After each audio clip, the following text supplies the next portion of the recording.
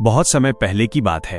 एक न्यायप्रिय और बुद्धिमान राजा अपने राज्य के लोगों की भलाई के लिए हमेशा नए नए काम किया करता था। एक दिन उसने पूरे राज्य को जोड़ने वाला एक भव्य और लंबा राजमार्ग बनवाया। सड़क इतनी सुंदर थी कि उसे देखकर हर कोई हैरान रह जाता था। लेकिन राजा केवल सड़क बनाकर खुश नहीं था। वो ये जानना चाहता था कि उसके राज्य में सबसे समझदार और नेकदिल यात्री कौन है। इसलिए उसने एक अनोखी प्रतियोगिता की घोषणा की। जो व्यक्ति इस राजमार्ग पर सबसे अच्छा सफर करेगा उसे सोने का संदूक पुरस्कार में दिया जाएगा। प्रतियोगिता के दिन सुबह सुबह ही लोग उत्साह से भरकर पहुंच गए। कोई शानदार रथ लेकर आया था, कोई नए नए कपड़े पहनकर, तो कोई स्वादिष्ट भोजन साथ लेकर। कुछ युवा अपने कौशल का प्रदर्शन करने के लिए दौड़ते हुए ही सफर करने निकल पड़े। हर किसी का ध्यान बस एक ही चीज पर था, जल्दी से मंजिल तक पहुंचना और इनाम जीतना। दिन भर लोग यात्रा करते रहे, लेकिन रास्ते में एक जगह बड़ी बड़ी चट्टानों और मलबे का ढेर पड़ा था, जिससे रास्ता लगभग बंद हो गया था। लोगों ने उसे देखा, नाराज हुए शिकायत की, लेकिन किसी ने भी उसे हटाने की कोशिश नहीं की। ये काम हमारा नहीं है, राजा को पहले ये साफ करवाना चाहिए था। ऐसा कहते हुए सभी आगे बढ़ गए।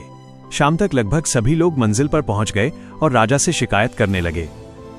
महाराज, सड़क तो अच्छी है, लेकिन बीच में बहुत बड़ी रुकावट थी, जिससे हमें बहुत परेशानी हुई। राजा शांत भाव से सबकी बातें सुनता रहा। तभी सूरज ढलने के समय एक साधारण सा यात्री धीरे धीरे वहां पहुंचा। उसके कपड़े धूल से भरे हुए थे, शरीर थकान से झुका हुआ था और उसके हाथों में हल्की चोट के निशान थे। वो राजा के पास पहुंचा और विनम्रता से बोला, महाराज, देर के लिए क्षमा चाहता हूं। राजा ने मुस्कुराकर पूछा, तुम इतनी देर से क्यों आए?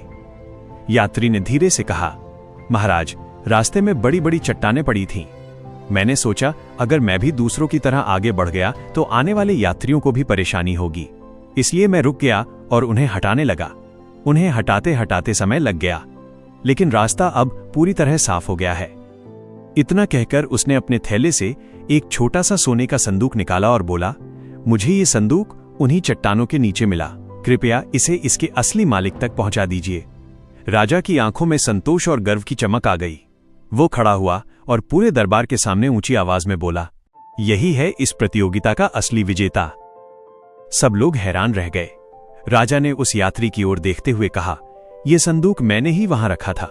मैं देखना चाहता था कि कौन व्यक्ति सिर्फ अपनी मंजिल नहीं बल्कि दूसरों के रास्ते को भी आसान बनाता है। और तुमने ये साबित कर दिया कि सच्चा विजेता वही होता है जो दूसरों की भलाई के बारे में सोचता है। यात्री की आंखों में खुशी के आंसू आ गए। उसने झुककर राजा को धन्यवाद दिया। उस दिन पूरे राज्य ने एक अनमोल सीख पाई। जीवन की असली जीत केवल आगे बढ़ने में नहीं बल्कि दूसरों के लिए रास्ता आसान बनाने में है। दोस्तों, अगर ये वीडियो आपको पसंद आई हो तो एक लाइक करके वीडियो को अपने दोस्तों में शेयर कर दो और ऐसी छोटी छोटी प्रेरणादायक कहानी के लिए हमारे चैनल को सब्सक्राइब करके बेल आइकन दबा दो। Thank you.